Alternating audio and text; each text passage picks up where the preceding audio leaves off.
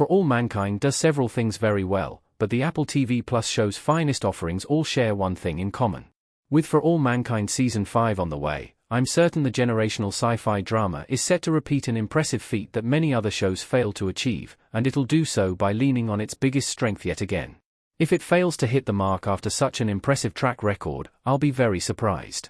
Hopefully, the writers have more of the same in store and keep the ball rolling. Debuting in 2019, For All Mankind's fascinating premise quickly made an impact on viewers. I'm still a little confused that the show isn't more widely discussed, as it's one of the best shows Apple TV Plus has ever made.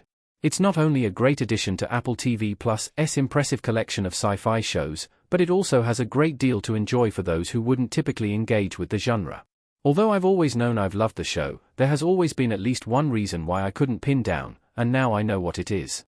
For All Mankind's 4 season finales are the show's highest-rated episodes on IMDb. Season 2's The Grey is at the top of the list. IMDb's highest-ranked For All Mankind episodes all have one thing in common: they're all season finales.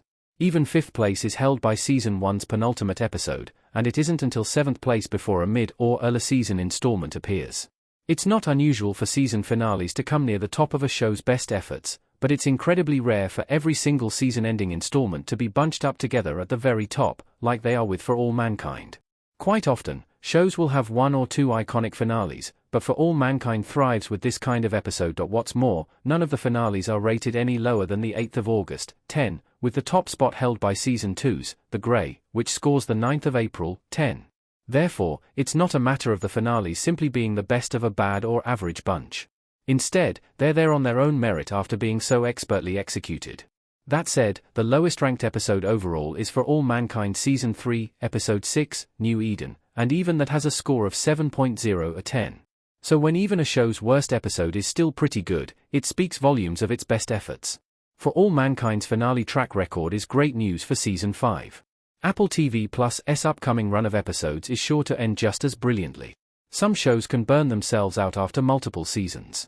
Ideas can run thin, and they're forced to resort to weird or divisive storylines in an attempt to keep things engaging.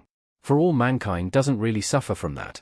With the decade-long time jump that happens at the end of every season, each new run of episodes is essentially like a new story. So, whatever happens at the end of For All Mankind Season 5 is likely related to plots and characters that haven't yet been introduced. Unpredictability has been a big part of the show's success, so this makes sense. The thought of a 5th incredible For All Mankind season finale in a row is very exciting. If the show's previous efforts are any indication of the Season 5 finale's quality, I expect it will supplant the outlier currently sitting in IMDb's top 5 episodes of the show. Then, the list will be even more top-heavy with finales than it already is.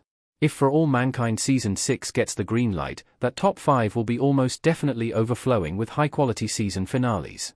Why For All Mankind season finales are so great? Ed Baldwin and company have been some brilliantly slow-burning rides. Joel Kinnaman as Ed Baldwin in For All Mankind. Writing a brilliant season finale is pretty much its own art form. A run of episodes can be deeply engaging, but then it can all fall apart if the last installment is boring, unsatisfying, or just nonsensical. For All Mankind's finales have found a genius way of avoiding the cliffhanger trope by flashing forward a decade to see when the next season will be set, but it still has the challenge of living up to the high standards of the larger story being told. Thankfully, the Apple TV Plus more than lives up to that challenge. Although For All Mankind has been criticized at times for its pacing, I've never agreed with those comments. Sure, it may not be all fast-paced action like a traditional space opera, but the fact that all the highest-stakes moments are reserved for season finales makes them very well-earned episodes. Plus, they also represent the culmination of the major and minor plots that have run through the season to that point. For All Mankind really is a masterclass in how to write a season finale, and other shows could learn a great deal from it.